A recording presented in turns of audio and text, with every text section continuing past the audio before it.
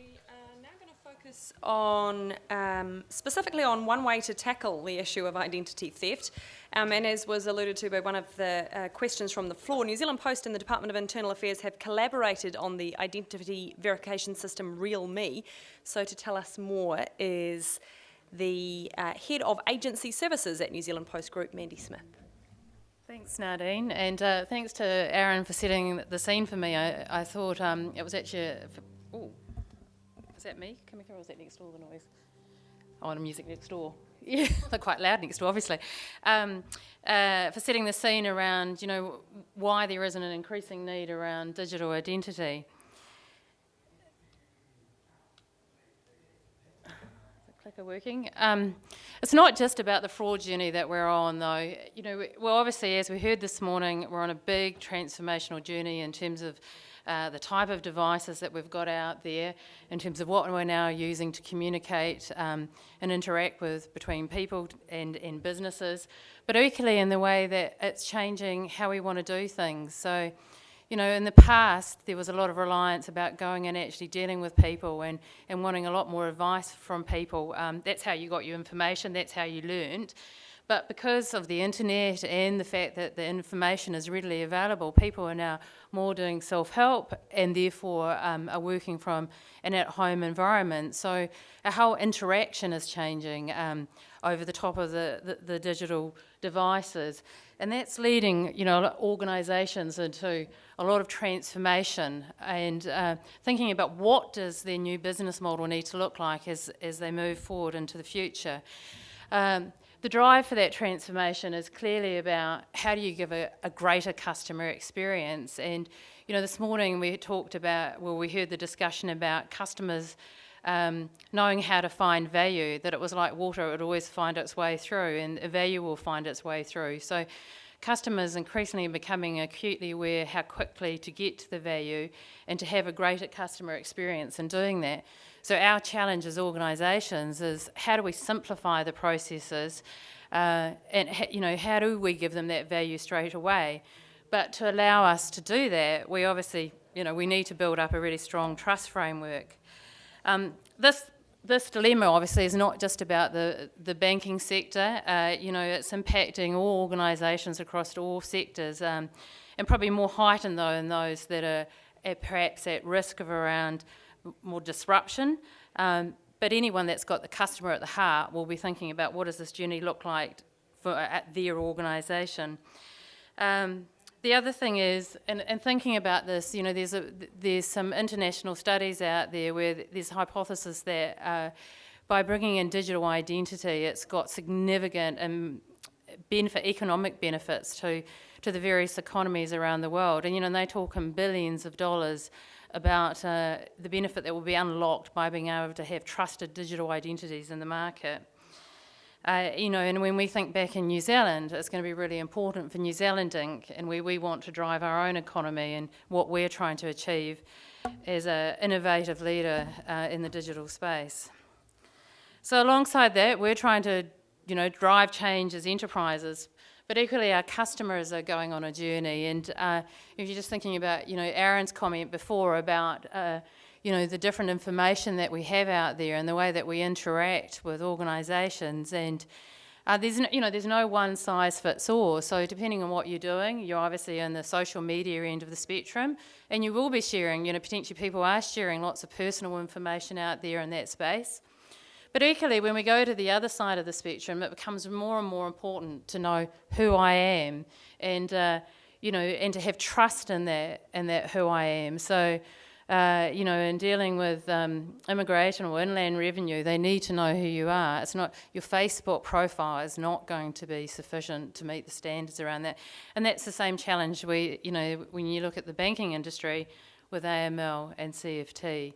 It's that knowing and having trust in who that person is, and the same application will apply, in the payment space. So if you're doing a higher value transaction or you're wanting to put more personal information around it, how do you create that trust in who you are? But creating trust can be challenging. Actually, again, refer back to Aaron examples. where there's so many different cases of identity fraud out there, and where organisations think that they've done the right thing, and that different sectors have different standards around what they need to prove people's identity, and so inadvertently they can start to lead to the breakdown of the trust framework. And, one of the challenges we have in New Zealand is, we have lots of different data sources out there that we can access that will tell us details a bit about people's identity. But what we don't know, unless that person's ever presented in person somewhere along the link of that journey, is actually whether that data's true and correct. And, there was the example, I'm referring back to Aaron again just because he most recently talked about it, that Bay Corp example where 2 years afterwards they find that somebody's actually taken somebody's identity. In the meantime, what damage has happened along the way? But the reality is we actually only have one unique identity. So we can have lots of different profiles out there. We can be somebody on Facebook, or we can be somebody else on LinkedIn. We can have different personalities that we like to portray through different social media environments. We can not even be in social media, but we can have our work personality. We might have our personnel profile as a director. But at the end of the day, you only have one unique identity. So I'm standing up here as Mandy Smith, but the reality is I'm an Amanda Smith. So that's, when it comes down to it, that's the important and one and only identity that we as organisations need to know and to be able to trust in. However, if we are going to have just one unique identity, then it's really important to us as a consumer that we have the security around it. So whoever is working with that identity needs to give confidence to the consumer that they're going to keep it safe. It's paramount, because when you've only got one, you don't want it lost. They need to know that they can trust in you. That's another key strength that's absolutely critical into maintaining that of identity. And finally, the privacy component. So this is an area I think that customers are still growing their awareness around. So, they're not necessarily, at times, if you use this sort of social media example, thinking about, well, what do I need to keep private? What's really important to me? So when things go wrong, I know I've got something safe I can fall back on. But it will grow over time, and I think that this is going to be an increasingly bigger bubble as we think about the transformation journey we go on. Interestingly enough, this morning when we heard from Caroline at Visa, she talked about, customers seeing that banks are critical in that role of keeping your money safe, that perception around that's where you put your money because it's safe. Equally, I believe customers are going to say, my unique identity, I'm going to need to have that with organisation or organisations that will keep it safe and look after it for me. So what does this lead to? This obviously leads into what RealMe as a service is all about.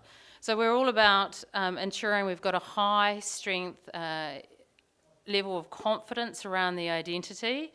And I'll take you through a bit later on about the journey we take customers through to ensure that we can give a high strength of confidence around it.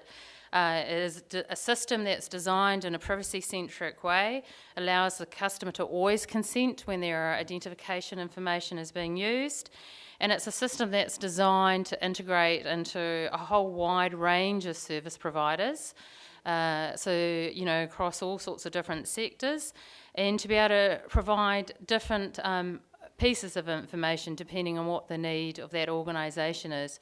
For example, some organisations may only need to know that you're a valid identity. They may not require you to share any of information with them, just so long as that you truly exist. Whereas banks, for instance, want the name, date of birth, and address. So it's a model that's designed flexibly around, how does a customer be in control of sharing their identity? Within this, I started to talk about how do we create that high level of confidence and the trust in the service. So it starts with you come into RealMe. It's a digital service, so it's online at this point, and you apply and you use some basic sets of information that you submit in. That starts off a checking process within the Department of Internal Affairs. They then ask you to actually go and visit a post shop to have a biometric photo taken, and I know Ted Dunstan's talking about biometrics in the next session. So he'll probably go into some more detail about that and how biometrics work and the strength of biometrics. From there, you go into, it's actually iGovernment that runs the identity verification service that sits underneath RealMe. So they do the checking to validate that you are a unique identity and that you can claim that identity. And, there's obviously, to ensure the high level of confidence, there's a number of checks that goes on. And once that's complete, the customer has a RealMe identity that they can use. Just to talk a little bit more about the biometrics piece. So the biometrics, which is a key component around this, and again sort of overcoming some of those problems that Aaron alluded to in the earlier presentation. Biometrics, what we do with that is we get the photo, and then that is actually verified back against an existing photo of the owner of that identity. Now, if that photo doesn't exist, then extra steps are put in place to ensure their integrity. This is one of the key differentiators, I believe, between RealMe and any of the other services that are out there in the market at the moment, is that we're not just relying on data to validate that identity. There is further linking and background checks that go on. So I'm building up to this picture about, what's the potential future of RealMe. We did some research, with customers, and when they looked about the potential for digital identity, they saw it in a whole wide range of areas. And I think that's another thing to think about when looking at the use around digital identity programs or different ways to validate your customer's identity. Really, you've got to be thinking about, if you're about customer convenience, it's about, well, what are the tools and aids that they want, and being able to prove their identity across a wide range of use cases, not just in payments, not just in banking and finance. And how do we as New Zealand Inc. collectively work within the ecosystem to build up a reliable strength of identity credential that gives a good customer experience to all customers, and that they can use it anywhere that they want. And that's our goal within RealMe, is to have that ubiquitous use. So what does the payments opportunity look like when we think about that specifically around this conference? And interestingly, I was recently, as you do, doing a bit of research online, and the Euro Banking Association had a working group on alternative electronic payments, and this is actually an image from their paper, which I thought was really interesting, and it touches on some of the discussion topics that we heard this morning about changing the paradigm. So at the top, you're looking at what would be a fairly standard internet-based transaction where the customer goes through, does a bit of research, then checks in to be able to pay and then check out. Whereas the model below, and if we were thinking, the discussion around loyalty in New Zealand and potentially the Apple model, was actually that you authenticate at the start, and you already built, so whoever the retailer is or the merchant in this scenario is building a relationship right at the start.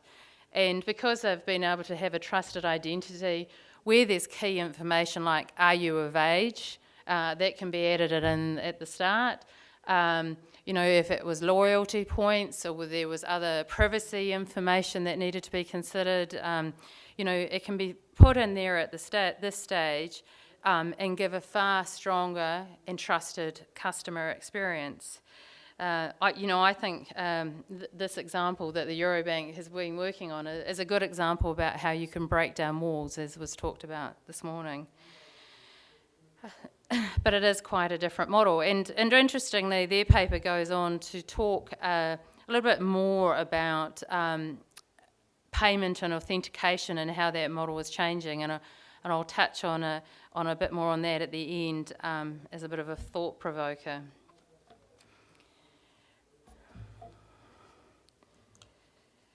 So I'll click through this. Oh, sorry, go back one. RealMe, we launched in July, just over 18 months ago. And, our initial thoughts were around bringing out a digital identity, specifically probably initially focused around AML CFT, but we knew that there was a far wider opportunity out there. And that, our vision was to build out a ubiquitous, trusted digital identity that customers could use across a whole wide range of sectors and use cases. And those sectors will be health, there'll be education, there'll be other government services, banking, insurance, recruitment. So, actually thinking about the AML CFT thing, the due diligence around staff, how do you do your identity checks on them? Retail, so going back to the previous example around the payments opportunity, real estate, so, there is absolutely the opportunity in future, or we believe there's the opportunity in future to completely disrupt the whole sort of the way that houses are brought and sold, the conveyancing that happens around that, the different parties that have roles within that interaction. I mean, all of that potentially can go digital. And so what we're working hard to do is build out both the information that will be available to customers to share within the RealMe service. So, bringing in from authoritative sources, like if residency information will be important, then we will bring that, worked hard to bring that sort of information in, as would proof of income.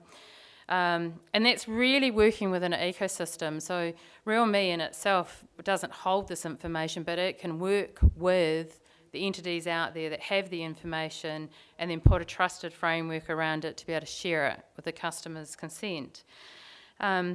So it touches on this theme a little bit that was touched on this morning about, extending data beyond payment. So when you start to see digital identity and payment being worked together, in the future, we think then that will lead to a richer experience, and there's a potential there. But, to make this work for customers, I keep coming back to we're going to have to do it in a trusted and secure framework, which, clearly the RealMe opportunity delivers upon. The other things that, we will look at in getting the ecosystem to work and to drive the sort of transformation that we want around it is it's looking at what role it could have around electronic signature as well, because, often within a transaction environment, it's not just about payment. There's further authorisations that need to go on. So if I think about Michelle talking about Pinnacle Life trying to do so much online, she's not only wanting to have a surety around payment, but she's also wanting to have a surety around that the customer is consenting to take the services. So how does this actually support more than just one part of that value chain? And that's, what we're working on as we move forward. So I'm thinking about that. Just a few closing comments. I'm probably through time. So I think digital identity and trusted information will be a key enabler for the digital economy in New Zealand and for New Zealand Inc. as we move forward. I think RealMe changes the paradigm in terms of proof of identity. One, in terms of the high level of confidence it's giving around an individual's identity and their one and only unique identity.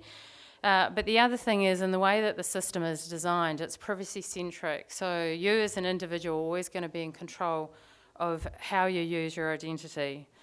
But it is a new concept. So as I said, this sort of concept about privacy and how to best apply it, the need for a digital identity is is new for customers, and so they're still working to get their heads around it. But then when we look overseas, we, so if you go into some of the Scandinavian countries, you can really see where the adoption has happened, and customers are starting to embrace it.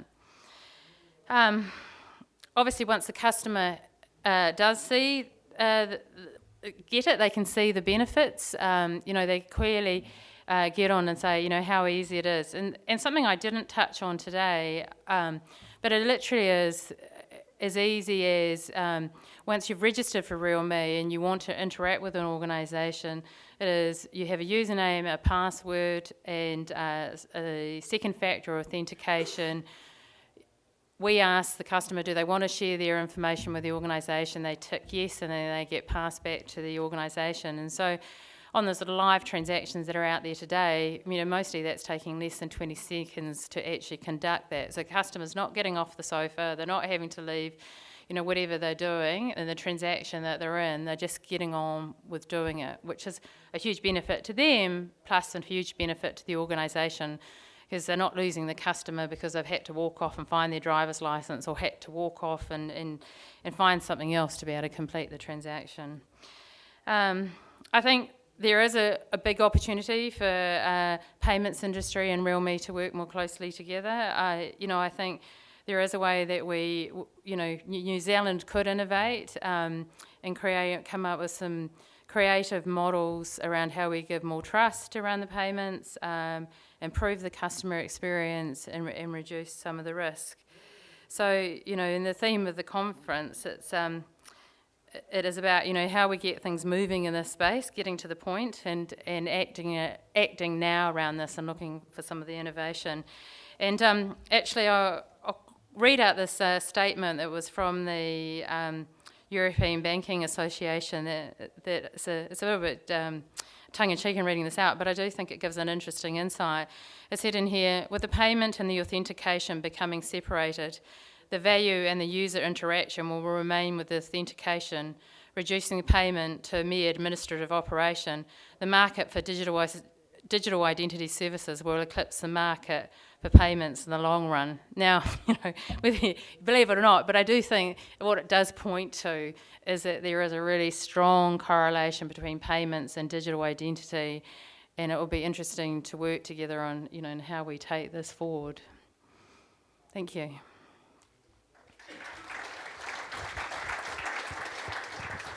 Questions for Mandy? Yep. One down the back. Perhaps while our mic's just on the way, I might ask, if that's the case, that you could reduce payments to a mere transaction rather than them having data on the people who are making it, aren't you going to get some pushback from the payments industry? Yeah, well, exactly. I mean, I think it's an interesting concept that the Eurobanks come up with. Whether I don't have a view about whether they're right or wrong in their assumption, but I do think what it highlights is that we've got to explore how the two need to work together. I think that, that's where it leads to, and saying that there feels like there's an opportunity out there. Question down the back? Yeah, sorry, it's probably more of a comment than a question, but from my perspective, identity and moving money have always been integrated. Signature on the bottom of a cheque, PIN on an EFTPOS transaction. I find it difficult to understand how e-commerce is really going to work unless identity is totally integrated with the payment. Your views, Ben? Well, I think that's the question that's now coming up, is that people are looking and saying it needs to be more integrated to give a richer experience. And I think that's where perhaps the likes of Apple and that are going with some of these more disruptive models, and saying by tying your relationship with an entity together with a payment, you can give a richer experience, and it's then not just about the payment. But that's my comment, is I think we've got a great opportunity in New Zealand to work together and work out how do we take this forward together. Another question down here. Again, a little bit of a comment. I just think it's really important not to confuse authentication with identity. Yeah, absolutely. But even within, within RealMe, with the authentication, we have where you can have an almost anonymous login. It's not requiring you to go through a high strength level of identity with that. But at the other end, we absolutely have the high level of confidence and identity. And I think that comes down to how organisations want to interact with RealMe. So if your standard is such that you want that strength of identity alongside it, then that's the integration you get. But the customer still has a perception, and that's the it's not a perception, right? It's they're authenticating themselves, but they're using their identity alongside that authentication to give the confidence. I think we had another one down the back. This is quite an interesting topic, because the governments around the world spend a lot of money and effort and time on identifying people. Passports are the one that immediately came to mind. And I'm just wondering, in Australia and New Zealand, we've probably been very anti-type of identity cards, whereas in Europe they're really quite well accepted. And I guess, is there a role here for government to, I guess, mandate that everyone has some sort of ID card that is, and then using some other system to authenticate, just to put, because so much money and so much effort goes in to developing the technology around passports, etc. Isn't there some sort of synergy that could be gotten there? So obviously, I mean, it's not my position to comment on behalf of government, but the EIV legislation that underpins RealMe is quite clear in its statements about it not being mandatory and that customers will still have choice. It doesn't really answer your question, but at this point, there's not appearing to be any plan to do that. And I think, that's a signal probably of the culture of New Zealand, and that, a number of people wouldn't be comfortable with that. So even within RealMe, we're quite open and honest about the fact that we don't think we'll reach everyone. There'll be certain groups of customers that just, will not want to use the service for whatever reasons that they have. Question in the middle. Hi. Hello. Yes, I had a similar question to the previous gentleman. What else is RealMe doing to increase the uptake of this identification and authentication method? So there's a number of things that we're working on at the moment. So one of the things DIA is working on is about making it easier for you to co-apply off the back of your passport renewal. And that's something that's going to come in early next year. We're also looking at some more self-service options that would use biometrics, and that would also then allow them to go for us to have a more distributed model. So, potential to work in with other partners to help within that assurance component. So, we're quite honest about it is a new concept, so we've got to build up the market, and we are working hard to look at the innovations around how do we do that quickly so we can get the critical mass up there. Question over on the far side.